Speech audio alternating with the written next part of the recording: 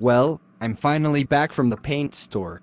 What a bummer that they didn't get around to mixing the paint yesterday as they promised. But at least I have it now. I'll just stick a sample in the color analyzer, as I always do when I buy paint. Arg. It says that this is closer to light vermilion than the light vermilion that I ordered.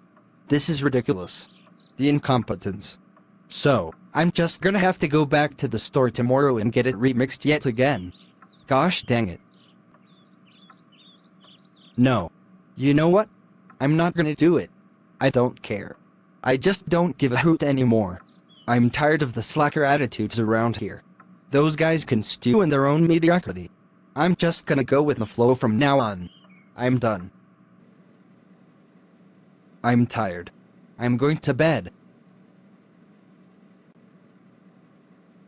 Fred, wake up. Huh? What's going on? Who are you? I'm the Ghost of Sedona Future, Fred. I've come to show you what will happen if you eschew your perfectionism. So you're some sort of fortune teller?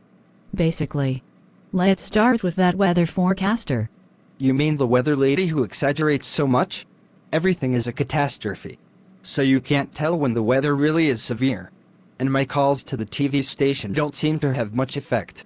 Well, when you stopped calling, the weather lady became so unfettered that your neighbors Dawn and Janine stopped watching the weather forecast in disgust. So they missed when the forecast was really dire, and went hiking in extreme heat. Ugh. Suffering from heat stroke, they wandered, dazed, for hours. By the time they found their way home, their frantic dog had destroyed the interior of their newly remodeled home. So you can forget about getting invited to their house for Thanksgiving ever again. They know who stopped calling the TV station. Now let's talk about the road. Don't get me started on that. I've been on City Hall for years to get a road properly resurfaced. Eventually the road was resurfaced. But without you to goad them, they didn't do a perfect job. Very good, perhaps. But perfect? No. Unfortunately, in the future, with the cutbacks at the post office, they had to stop delivering packages on streets in anything less than perfect condition. You know how your neighbor Samantha relies on medications delivered by mail? Well, when package delivery stopped, she and Johan had to move back to Green Bay. Oh, no. When will I ever see them again? Probably not for a long while. You see, your slacker attitude rubs off on the people around you. When your wife Ethel knitted a pair of Christmas mittens for Samantha, she didn't do as good a job as usual. As a result, when Samantha was driving her daughter to a job interview, she lost control of the car due to the numbness in her hands. Was anyone hurt? Fortunately, no. But by the time they dug the car out of the snowbank, her daughter had missed the interview. I hope that she was able to get another interview. Nope. That was her last chance. And there was never another job opportunity in Green Bay again. Ever. So she's consigned to a lifetime of poverty and misery. She curses your name every day. Can you summarize that potential housing development, Fred? I sure can. They are planning on putting a 12-unit medium-density development right behind my house. I'm leading a group of neighbors to lobby against it. But you stopped putting much effort into the fight, and the developer eventually had his way. The project was constructed and all the units were sold and occupied. And do you know what sort of people move into a medium-density housing project? Serial killers and madmen. You got it. So it's no surprise that a madman, experimenting with bomb-making materials, started a fire on the property. Do you remember that hastily erected, heavily padlocked shed at the back of your property? Yes. I've been storing valuable art that I tracked down from a famous heist years ago. The reward for their return is $10 million, but I've been waiting for the reward to increase before I actually turn them over to authorities. Too bad, because the fire destroyed the shed and its contents. The artwork has been obliterated, and you won't get a dime for it. Dagnabbit. Now it's time to talk about the doctor's situation. Yeah. All the doctors I've had around here fail to adequately explain my lab tests to me. I really have to hound them. Why can't they just do their job?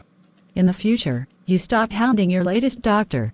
So he figured patients didn't want explanations, and stopped even trying to inform patients. Sadly, your neighbor Caroline goes to the same doctor. Her results indicated an increased risk of heart attack. But since she was unaware of that, she failed to take the simple steps that would have saved her life. You mean? That's right. Caroline is no longer with us. Finally, there's the Chainsaw Museum competition. Oh, I'm proud of my nighttime outdoor antique chainsaw museum. I believe it's one of the finest in the world. Oh, it is one of the finest in the world. Of course, there aren't very many of them. And in the future, you entered your museum into an international competition. Oh, how'd I do? Unfortunately, you had neglected maintenance on the lighting system. So when the judges showed up unannounced, they found shortcomings in the lighting that moved you down to second place. May I ask who came in first? North Korean dictator Kim Jong-un.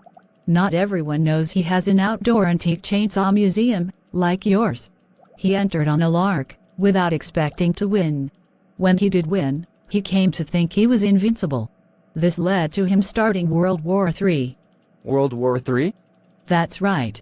Of course, there was no way he was going to win a war like that, and the US and its allies took care of him pretty quickly. Only a few 100,000 people ended up dying, actually. Well, then it hardly qualifies as a world war, does it? But the North Koreans did manage to fire a nuclear missile aimed at Los Angeles. But the missile designers had been secretly watching American TV, and had been influenced by the drop-in standards that started in Sedona. So they didn't do as good a job designing the missile as they could have. As a result, the missile ended up missing Los Angeles completely. So Los Angeles wasn't wiped out? Huh. Too bad. Whatever you think of Los Angeles, you won't like this part. The missile landed in your childhood swimming hole back home, utterly devastating it and the surrounding area. No one will ever swim in that place again. Oh, no. Not the swimming hole. Most gifted Ghost of Sedona Future, are these terrible things all my fault? From where I'm standing, it sure looks like it. Is there anything I can do to prevent this fate? Your only hope, John, is to insist on perfection in all aspects of your life.